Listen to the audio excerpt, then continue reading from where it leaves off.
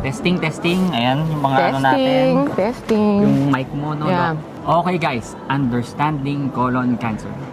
Ready na kayo? Let's start!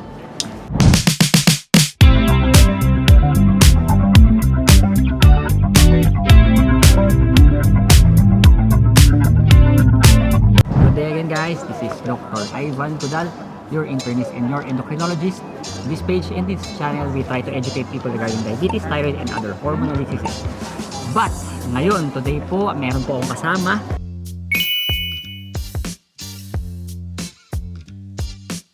Boss ko, senior ko po sa Makati Med. So, she is a gastroenterologist. And first time ba, Doc, na magpapa-interview ngayon? First time. So, topic natin ngayon, understanding. Tama ba? Kodigo natin, Doc. Basahin mo, nandyan ko. So, understanding colon cancer. So, what is colon cancer po ba? So, colon cancer, ito'y bukol sa malaking bituka, no? Or sa tumbong or rectum. Saan ka dumudumi? Yun ba yun? Oh, Yun yes. yung parte na yun? Yes, Okay. gusto mong dumudumi. So, nagsisimula yun sa polyp or butlig, no? So, magsisimula siya maliit lang, parang pimple lang. Tapos, through the years, lalaki siya hanggang sa maging bukol siya kung hindi natin siya matanggal sa loob ng bituka mo. So, kumbaga, bukol yan guys, no? Na dapat lumalaki pag pinapabayaan mo. So, ano ba, Doc G, yung mga risk factors? Bakit ka nagkakaroon ng colon cancer? Well, if you reach the age of 50, no, mas mataas ang chances mo na magkaroon ka ng polyp or colon cancer in the future. Family history, kung may mga kamag-anak, no, kung poor ang lifestyle, no, low fiber ang diet mo, mahilig ka sa mga processed meat, no, katabaan, no, sedentary lifestyle, and even diabetic, so taas ang chance mong pwede ka magka-colon cancer. At mga pasyente diabetic, so pwede sila magkaroon ng Pwede po, colon pababayaan ng sarili nila. lifestyle, Age, age, yeah. obesity. So, Doc, ano yung mga simptomas Oo. na bakit ka magkakaroon or dapat mong bantayan? Okay, so pwedeng masakit ang tiyan, laging sumasakit ang tiyan, may pagbabago sa pagdumi. Kung halimbawa, lagi nagtatae or baliktad naman, hirap dumumi.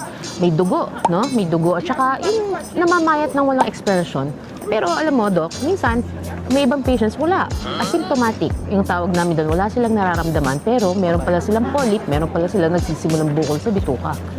Doon pumapasok so bakit na kailangan nating mag-screening, di ba? So Yes. kahit na may mga simptomas ka, katulad sinabi niya Doc, no? So masakit yung tiyan, weight loss, dumi na ng dumi, or hirap dumumi. But minsan wala silang simptomas, doon pumapasok yung screening. Tama ba, Doc? Yes. So paano mag-screen nga ba? Tama Oo. ba? Sabi dito sa ating Screening, kodigo. yes. So, okay, Very good sige sa po. ano. Ang Okay. galing ng kodigo namin. Okay, game. Okay, so screening, the best talaga is yung colonoscopy. Siguro yung iba na-google na yun what it is, no? May camera, ipapasok sa butas ng tumbong, no?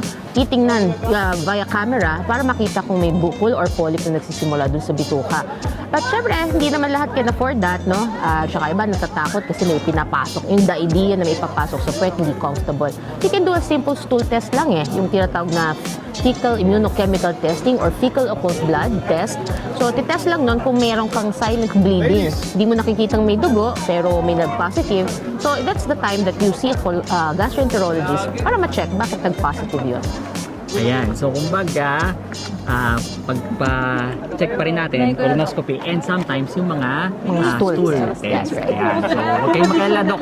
Check nyo lang yung mga yon. Madali kang malalaman kung ikaw ay merong storya sa Polyp or bukol, polyp, or sana hindi naman yung colon cancer. So, Doc, last few message for this video regarding colon cancer. Okay, so ang colon cancer actually, sabi ko nasisimula sa polyp, kung nahuli natin kaagad yun, hindi yun tutuloy into a colon cancer.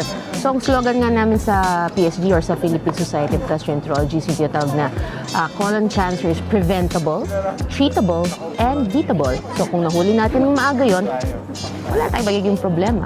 Di ba? Ayan, thank you Doc G sa ating impromptu paggagawa ng video.